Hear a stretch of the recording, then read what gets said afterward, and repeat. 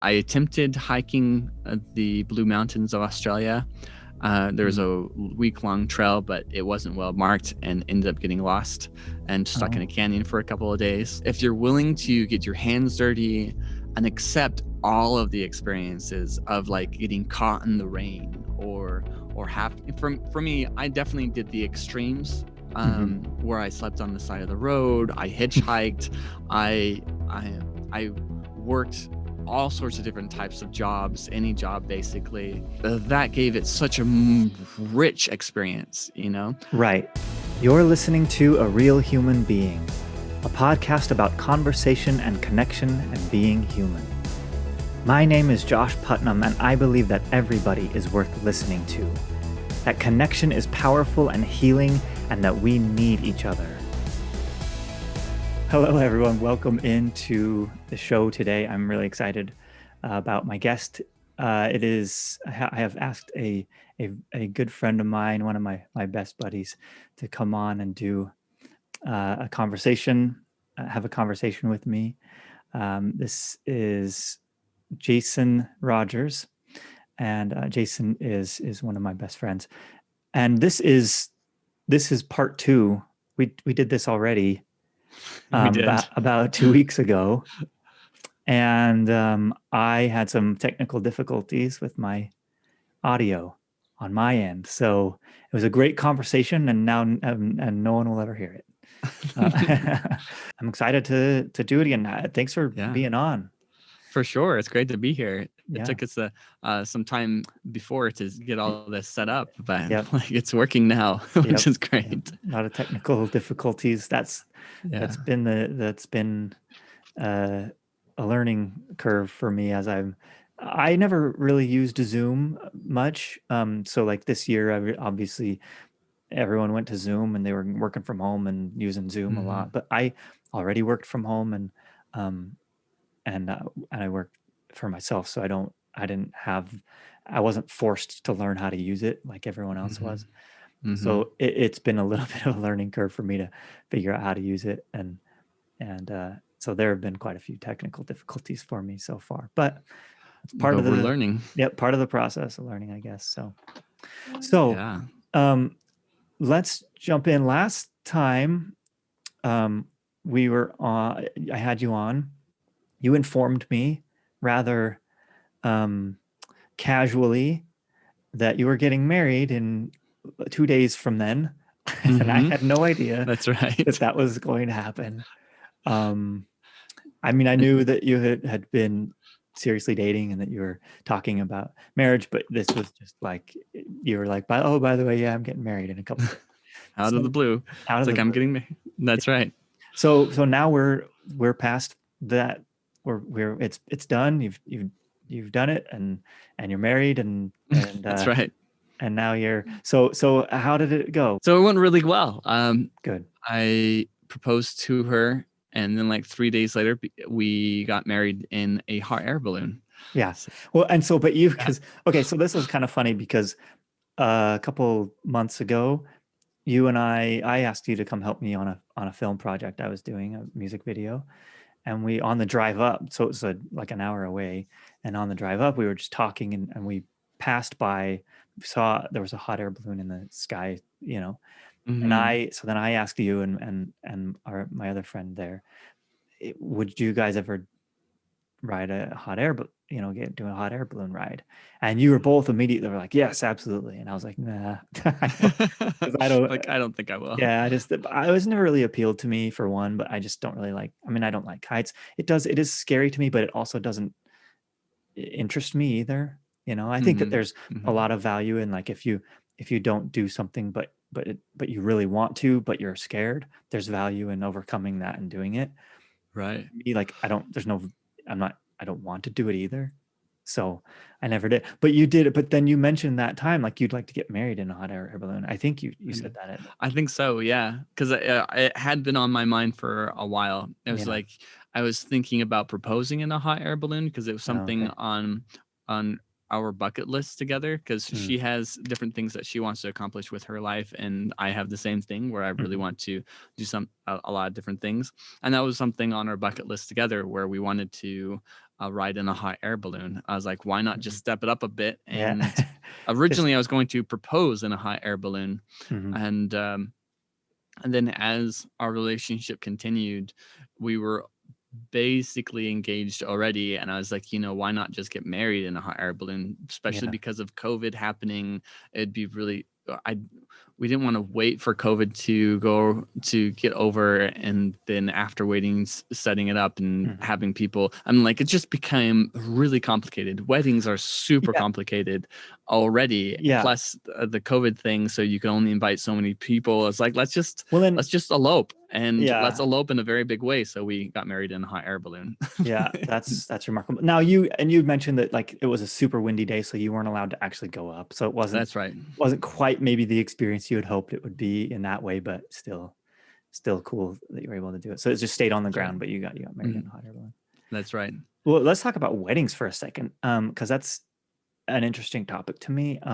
In that from this perspective of like, I think there is a lot of stress built in that it has just become a cultural sort of expectation that you Mm-hmm. have to do this big, grand, One grand thing. expensive, uh, you know, uh, production, and Yeah. I think that I think it can be a major detriment or kind of uh, a negative experience for a lot of people. You It know, can be. Yeah, you're right. It's very frustrating for the couple, and yeah, it's I can understand the benefit now after going and getting eloped, because I mm, mean, the big wedding makes it feel more legit for sure. really, Versus we went and eloped, and it only was like an hour, hmm, some planning beforehand, and of like setting up the balloon and asking a friend to hmm, do the ceremony for us, hmm, uh, and then just doing it, and it was all done within an hour and a half, hmm. and that was it. So, did you find that So there was maybe some disappointment or regret at the no, touch, or not? No. no, it was just like really simple, Uh-huh. really simple and straightforward, um and it's taking a good while to realize, oh yeah, I Yeah, am I'm married. married. Yeah, because it didn't I think feel like what you've seen growing up. This big Mhm. wedding and reception, and you know, Yeah. that's Yeah, but interesting. it's more of that. It's more of like the day-to-day things of like, not much has changed Yeah, since we've been married, except for I'm slowly moving all my stuff out of yeah, my apartment and then into her apartment, mhm, and that's like the only difference. And now it's really starting to hit home that, yeah, I am married, life has changed in a very drastic way, but mhm, it's taking 2 weeks to get to this point of like, oh wow, that just happened. yeah. No, that's interesting. Yeah. No, I had Yeah. a cousin who kind of not really eloped per se, but like just got married at the courthouse. Like they just decided to just do it, and I Mm. can't remember. They didn't. I don't. They either didn't tell anyone before, or they only told a couple people, like their parents or something. I can't remember, but they just did it, and I have I have mixed feelings sometimes on it. Mm. I my I love the idea of celebrating. I love the idea of celebrating your relationship, but I don't think that necessarily needs to be done in a big, huge, stressful um, production that's really expensive and takes a lot. Right. Um, but I also so part of me wants to just like, hey, let's just go, go do it. Like go get married, and whenever I get to that point, right? That like Hmm. let's just do it and not tell anyone and just do it, and then we can have a party after, or let people It's nice. celebrate then. But It's really nice because, and that's the plan for us, is mm, after all this is over in the summertime, we'll end up having a party, mm, and that we actually have all of that planned out beforehand a while ago, but it just was like too complicated to do it now. And we wanted to start our life together sooner than later. Yeah. And why wait? And like Yeah. the waiting process, like there's really no point of putting our whole life on hold until once you know you're gonna get married, why? yeah, Yeah. exactly. Until we can have this party Yeah. to announce our marriage. Yeah. And it's like, let's just get married now so we Yeah. can continue planning our life together for the next 6 months, and then have the party when everything is warmer and ready to go for society and community purposes. Yeah. Well, we'll see if that. Mm-hmm. We'll see if I think a lot of people are.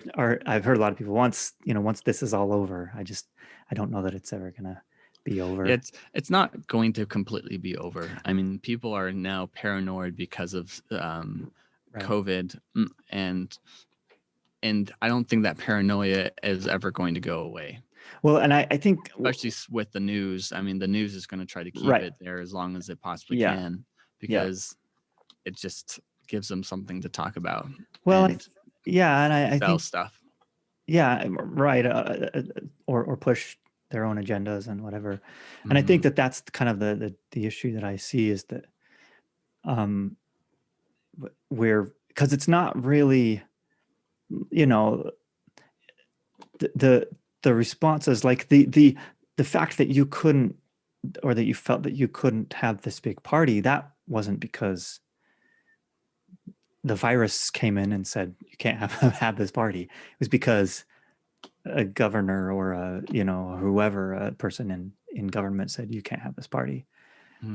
So I think that the idea that it's going to get back to normal, that's really just the changes in society have come because of responses of human beings, not and particularly those in political power or governmental power, not really just because of a natural occurrence. So I'm curious as I'm watching it unfold, like at what point do people start to realize, okay, this isn't, because it was at first it was okay, 2 weeks to flatten the curve, and then now it's like almost a year later. And oh yeah, it's you're right, it has almost been a year later. What, February or March? Yeah, it's a full year later. It's like, wow, we're still in this limbo. We're just gonna do this for this amount of time, don't worry, we'll go back to normal. But it just, in history's in the book of history, there's never a time where political powers take temporary power and then give it back. Right. Interesting. So I just don't see that that's gonna really happen at this point. But we, so I'm just kind of watching it unfold, but and trying to find this is a conversation I had with my cousin for this podcast a couple of days ago, where it's like trying to find a balance where I can be compassionate and kind and respectful and empathetic with people, but also kind of call out what I see as hypocrisy or bad behavior, even by leaders and stuff. So, and it's been quite a challenge. So, but we can shift away from that conversation. We can talk about something else. What were some of the things we talked about last time? We talked about your travels. I think was a big topic that we discussed last time, because that's always been something that has been very interesting to me, and I wanted, and I think we, I mean, I've always been interested in traveling, but not maybe to the degree that you have, right? Or I have just let other things stop me. Although I would say I don't think that it's as big of a passion for me as it is for you. But for you, it was like, I'm doing this. I had to get out there. I have to do it. I'll regret it if I don't. And you just did it. Yeah. So we can talk a little bit about that. Like, when you did it, where you went, and what your experience was like. Yeah, so when I was 14 years old, for those who are just coming into this story, I 14, was it 14? No, sorry. I'm thinking of something else completely. So I was 21, Okay, that's 22, quite a difference. 21, 22, and I was out proselyting for my religion, Right. and I came across a couple of hitchhikers, and they were hitchhiking across the US. Mm. And that's when I was inspired that I wanted to go hitchhiking, or going across the world. Like, I wanted, at that point I was like, I want to hitchhike around the world, Hmm. because these guys are doing it across the US. I want to do it around the world. I want to do even extreme. Hmm. And 4 or 5 years later, um, I'm in college, and college isn't going as well as I planned. I'm not a very good student. I love to learn. Learning is definitely one of my passions in life, Hmm. but the process of learning is very different for a handful of different people. Right. And the Yeah. way school does their learning process isn't something that caters to my learning Right. process. So Totally I for me so I too. Yeah. struggled so much in school, and I was thinking that school was only going to take me like 5, 6 years to get Mhm. a degree, and then I would be done, and then I can actually go and live my life and go travel the world and blah blah blah. But Mhm. come to find out, like, it takes a lot longer than that, especially for me. And I got this impression one day where it's like, if I don't leave now, I'm never going to go Mm. to travel the world. And I was like, I gotta go. So I Mhm. bought a plane ticket to New Zealand for like $600, and then started planning my trip. I was like, I'm just going to backpack it across the world and try to make it all the way around. Mhm. And I had a friend of mine at the time who decided he wanted to come with me. So he also bought a plane ticket to New Zealand. And 6 months later, we went. Yeah. And there was a lot of different miracles and like things that took place in that process that made it possible for me to travel around the world. One Yeah. of those was learning that there are online communities that you exchange work for places to stay. Yeah. So that Um, you didn't have to go and mhm. rent a hotel or stay in hostels or whatever. That's right. That's right. So I managed a clothing store in New Zealand for the first 2 months, Mhm. and then In from exchange for room and for a board. place, yeah, for room Yeah. and board. Yeah. So they housed and fed Kyle and I for Mhm. that time period. Yeah. Kyle then went off for a month to go kind of explore on his Yeah. own, and then we 'Cause, started to explore together. so he did. So he went off for a little while at first, and then Mm, you guys came back together. that's Oh, right. okay. Okay. We did that a couple of times. Okay. It's Because there was because one thing that, and I don't know if it was this first time, but that you guys kind of separated. But I remember you talking about how you kind of realized, both of you, there was you had different ideas of what you were really mhm. hoping to experience, or the way that you were hoping to experience this traveling. Can you speak to that a little bit? And Oh yeah.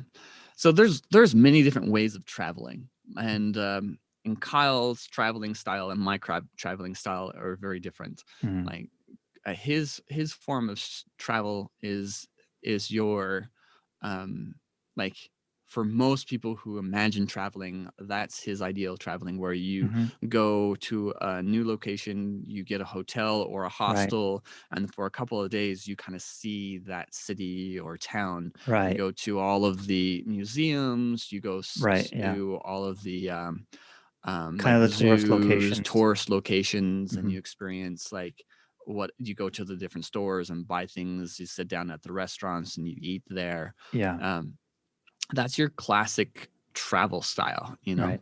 um, Which is great. and Yeah. which is great. I mean, Yeah. and it's beautiful. I Yeah. love that style. It's enjoyable. Yeah. But there's so many other ways you can do it. Yeah. All right. And yours was kind of inspired by what you just talked about, that story where you saw these guys hitchhiking and you're like, Mm-hmm. I want to do that. Right. So my type of style is what you call vagabonding. Vagabonding bonding is where you settle down in a town for a month or more. Like, Hmm. if you're going to really do it, it's like stick around for 6 months if you can, because you really get to know the area. For me, I Mm-hmm. stayed in an area minimum of a month, maximum 3 months. Mm. And there's a handful of different ways you can do that, where some people, if you have the money, you just rent an apartment, Yeah. you just, Yeah. for that time period, or an Airbnb, Right. and you Yeah. work out that. For me, I exchanged work Mm. because I could find these different individuals and families that needed extra help around, um, Right. and in exchange they gave me a place to stay and food to eat. And I So think I that managed. I think that does a couple of things, right? So one thing it does is that it makes it cheaper.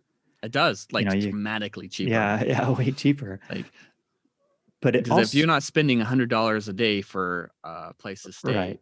Yeah. plus you're looking at $30 in Food and food, yeah. so that's $130 that you're not spending every day, Right. which means you're saving $130 a Yeah. day, and which means you can stay there for a longer period of time that way. Right. Exactly. You can travel for longer. Mm-hmm. If you're traveling on a budget, if you're somebody who's like, I really want to travel, but I don't have enough money, well, that's a great answer to that problem. Oh, it The, is. the other thing I think it does is that it allows you to engage in the culture and the kind of the communities, Yeah, in and a that's different why way. I loved it. Like, Yeah. I loved it because I was able to really work alongside with the Mhm. locals. I ate with the locals. I played with the locals. I made friends with the locals, and then they also showed me all of the best places that the locals go to see, which some Right. of them were the things that tourists do, but a lot of them weren't what the tourists Yeah. do, and they Hidden were still gems and stuff. just as exciting, if not more exciting, because you don't Yeah. have to deal with all these people that Yeah. don't belong there. Yeah. Yeah. you Yeah. know That are just kind of like, you know, observing, hmm uh, there to kind of observe from the outside, but you're kind of engaging in it, I think, a little bit more That's in right. that way. That's right. That's I'm cool. much rather engaged in. I want to be engaged in my traveling versus just Yeah. observing everything. Yeah. And I feel like it's contributing to society more than Yeah. it is by spending money to stay at a hotel, and the food. Like, that's still Yeah. contributing to that location, but it also, like, ev- as an observer, you change the environment. um like, we know this in science, that Mm. by observing atoms, you change the way the atom reacts. Yeah, so like the And double slit experiment mhm, in quantum physics and stuff. that's right. And Right. that same thing happens when you're a tourist, where you go to this Mm. location and you're trying to experience something different than you've ever experienced before. And Yeah. while you're there, you influence the way that place is now. Yeah. It is, and you get too many tourists in a Right. location, and it completely changes the dynamics of that Right. location, So it's where not really as authentic. that's Yeah. right. It becomes very unauthentic. It becomes like, um, tourists are very, they want to be pampered. Majority of them want to be pampered. They're looking for good, confident experiences, ones that give them pleasant feelings and emotions, and they want to feel safe. Mm-hmm. And if you have too many tourists in an area that have money to spend, then the people in the area are going to make sure that they're accommodated, which Mm-hmm. means that they're going to have apartments or hotels that with all of the amenities that they need Mm-hmm. and want, which is basically everything that they need and want when they're home. Right. So So right. pizza, Yeah. um, and So it your becomes just macaroni and cheese. yeah. Yeah, It and it becomes just like becomes, home, basically, yeah, or exactly. a version of home. Exactly. It just Yeah. becomes another version of home with just Yeah. slightly different, like, things to look at. Right. Right. Right. Yeah. Super lame. I don't know. That's Yeah. that's the way I feel about it. Yeah. Versus versus if you're willing to get your hands dirty and accept all of the experiences of, like, getting caught in the rain, or have, for me, I definitely did the extremes, Mm-hmm. where I slept on the side of the road, I hitchhiked, I I I worked all sorts of different types of jobs, any job basically, depending on the type of person that I was working with. It was all about the Yeah. person I was working for, and not so much the job itself. Yeah. And that gave it such a rich experience. Right. Yeah. Yeah. A totally different one than a lot of people who go travel. Mm-hmm. Yeah, so let's talk a little bit about the different places you went. You started in New Zealand and you worked I did, yeah. at a clothing store, Clothing managed a store. clothing store, which is I kind of did, yeah. what a unique experience that And after was. that, I worked on a dairy farm for a day, Mhm. and then worked for a family, painted their house and mowed their lawn for a couple of days. And This was all in then New Zealand. this is all in New Zealand, yeah. Okay. Let's see, was there any other place that we stayed for people? Um, there was this. Oh, so there was this one location where we were hitchhiking in a place called Christchurch. Mm-hmm. This is South Island for those who know New Zealand. And we were hitchhiking outside of this lady's house, and she comes out and she's like, "This is the best location for hitchhiking. Those hitchhikers who try to do it on the inside of town stand there for hours. This is the best place. So you guys are in the good location." And we started having a conversation with her, and she's really enjoyed our conversation. That she's like, here's my phone number. So if you ever want to come back and stay, you're welcome. I was Yeah. like, this is so cool. And there was multiple different things that happened on our Yeah. travels. And so did you go back and visit We her? did. Yeah. Yes. Yeah. So we went to the other side of the island for a couple of days, and then made our way back to Christchurch, Okay. and then spent a night at her house and helped her fix her roof and a handful of other things. That's cool. So, yeah. Yeah, that's really cool. And what a way to engage with the people, really make connections, because you're giving them service, and now they're giving you service in return and allowing you to stay at their place. But still, there's just a different, I think there is something, a kind of connection that happens between people when someone serves somebody else and does something kind for somebody else. It creates I was so my you and I have talked about this, and we've done some conversations revolving around my cards that I made that are like they're like conversation cards, like, so Oh yeah, they're great. you choose, maybe we'll do one later, but so they're just questions that are designed to create connection and create some vulnerability. And the way I designed them was that I found this article that was talking about, there were like 6 different areas of kind of like conversation, like topics or different variables that created connection between people. And one of those is gratitude. So like when you feel grateful for somebody, you feel connected to them, and vice versa. And you want to do things for them that allow them to feel grateful as well. Yeah, and that's so I right. think that's kind of what you're seeing here is you were doing things that allowed people to feel grateful to you, and then obviously they were doing things for you that in exchange that were gratifying. But did you find that just the fact that they felt grateful, or that you felt grateful to them, that maybe there was a different level of connection with them than others? Oh yeah. Like I felt like majority of the places that I stayed, Mm, I'm welcomed back at any mm, time. Like yeah. I felt like I could call them up one day and say, "Hey, I am in your area. Mm, May I stay here?" that's cool. And majority of them would be like, "Absolutely, please come." Yeah, Um, that's cool. and so I have friends all over the world because of the way I traveled. Yeah.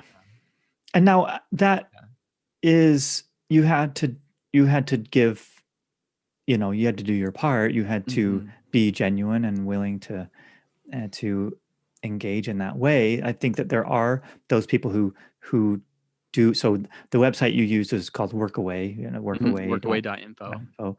And I know that there are those who use it and who don't get welcomed back, because they Oh yeah. don't really they don't do what they Yeah. They don't know how committed to they would. manage their very well. They don't So manage their what? they don't manage their relationships Mhm. well. So Right.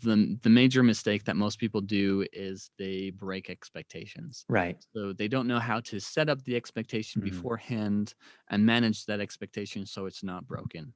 And Right. some people are more critical than others, and other people are more forgiving.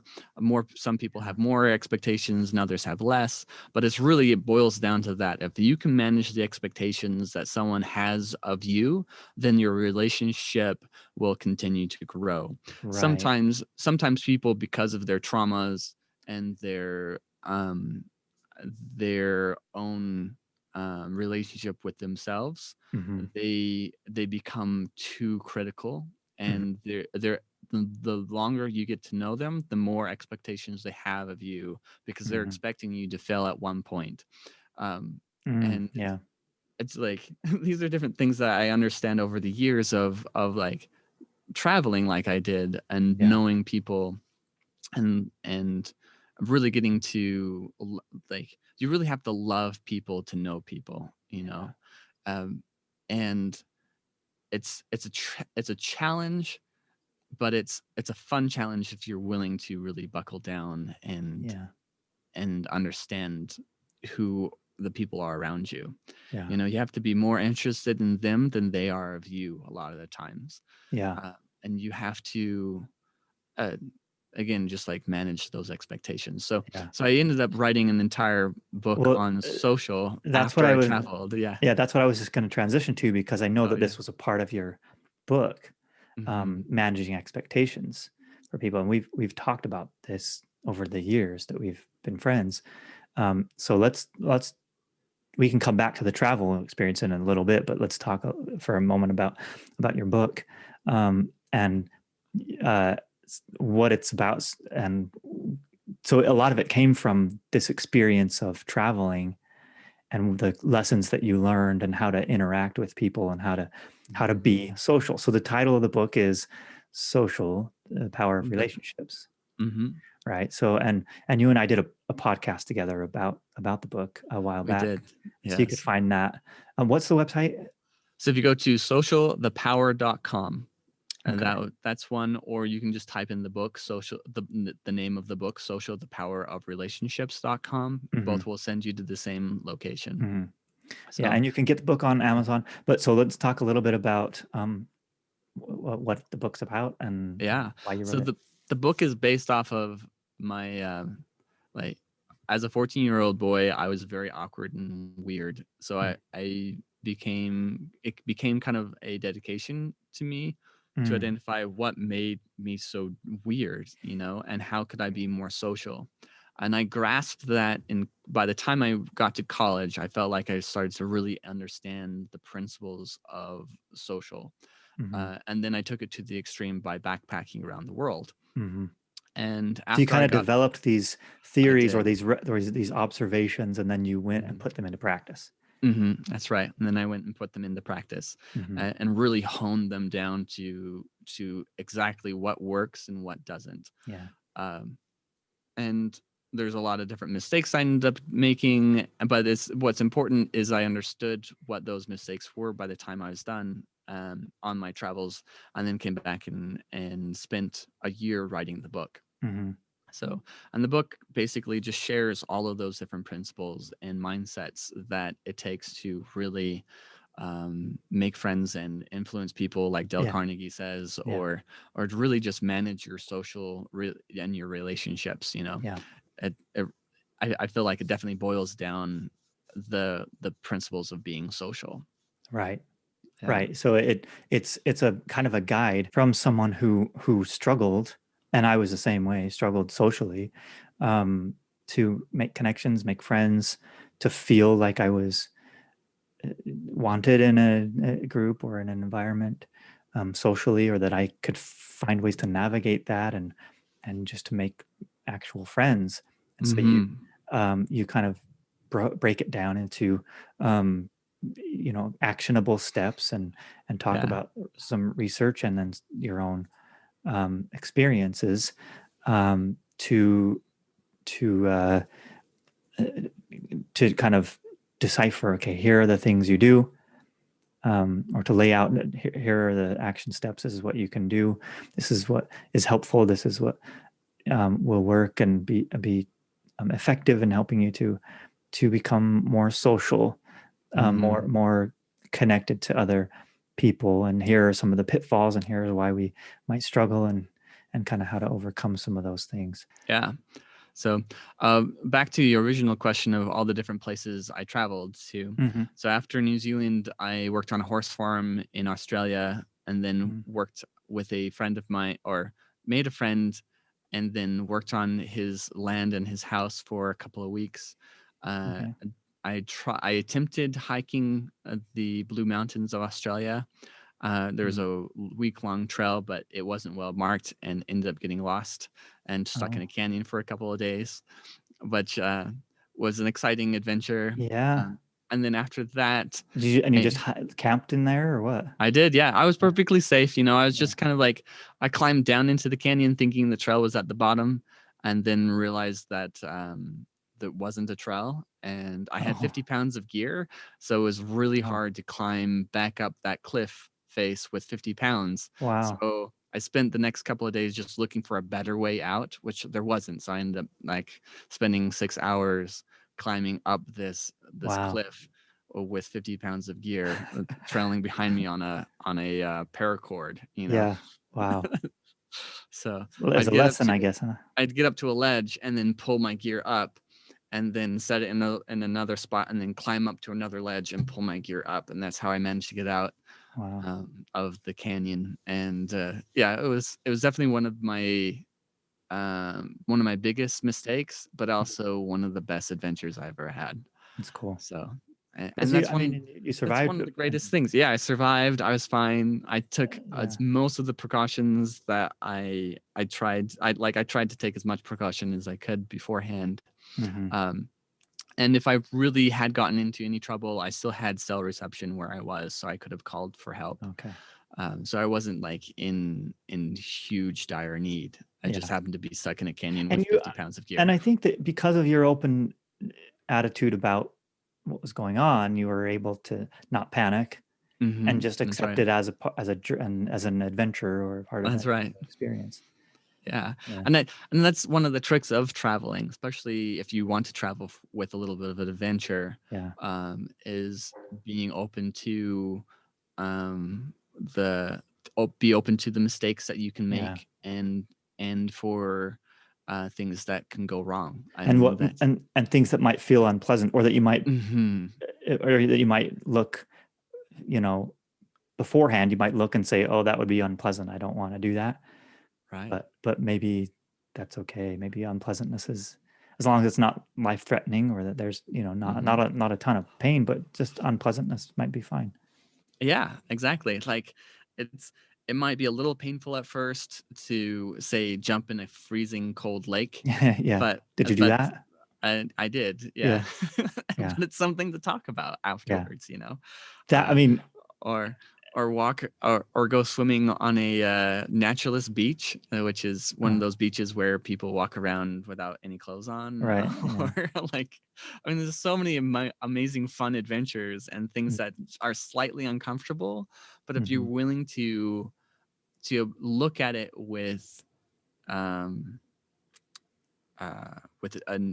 new eyes, or look at it with the possibility of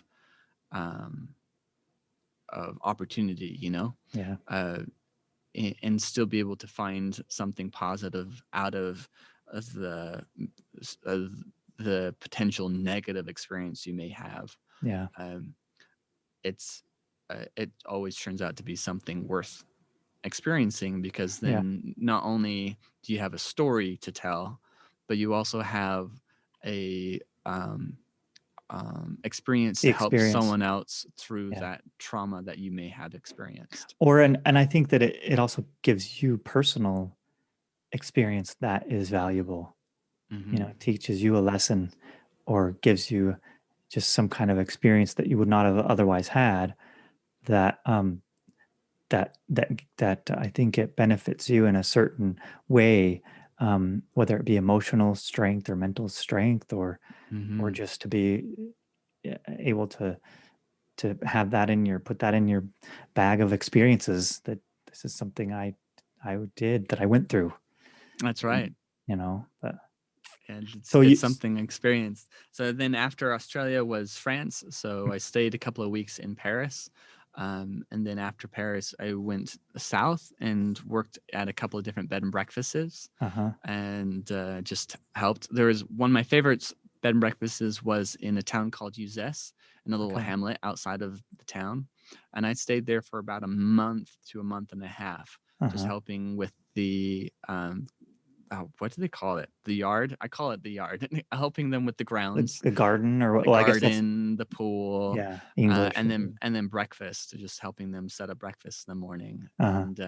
and then I had the rest of the day all to myself. I mean, it was probably the most like easygoing place out of Yeah, all of the experience when I was traveling for that time, that's cool. where basically all my work was done after about 10 o'clock in the morning. Oh, And okay. then so I had the rest of the day to do anything and everything. So I Yeah. spent most of the time just like working on my computer in the garden, editing videos and just writing.